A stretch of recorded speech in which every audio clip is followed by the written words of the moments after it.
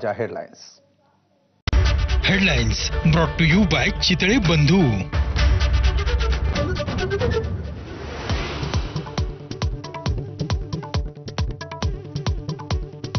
स्थानिक स्वराज्य संस्थांच्या निवडणुका अजूनही टांगणीलाच। सुप्रीम कोर्टातली सुनावणी आता शुक्रवारी। सुप्रीम कोर्टाकडून निवडणूक प्रक्रियेला स्थगिती नाही।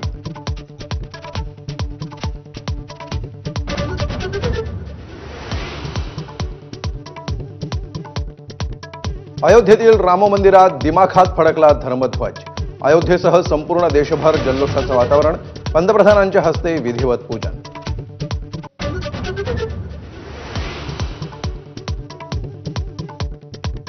शतकानुशतकाची जखम आज भरून निघाली।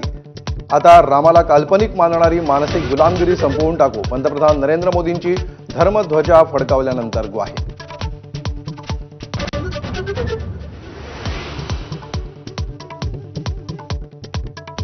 बदलापूर नगर परिषदेच्या शिवसेनेच्या वामन म्हात्रेंच्या एकाच घरामध्ये 6 जणांना तिकीट। पत्नी, भाऊ, मुलगा, भावजय, पुतण्या निवडणुकीच्या रिंगणात। तिकीट वाटपावरून भाजपची टीका।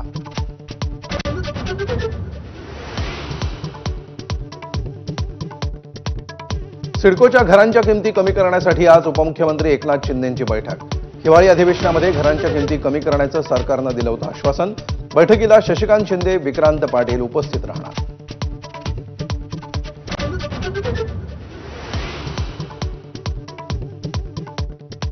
नवी मुंबईतील वाशी बाजार समितीमध्ये शेवग्याच्या शेंगांना 400 रुपये किलोचा दर।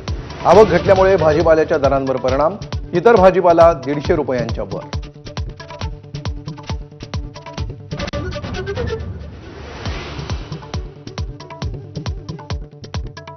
भारतीय पासपोर्टवरून अरुणाचल प्रदेशातील महिला प्रवाशाची सांघाय विमानतळावर अडवणूक। चीनी इमिग्रेशन अधिकाऱ्यांकडून अपमानास्पद वागणूक। भारतानं नोंदवला तीव्र निषेध।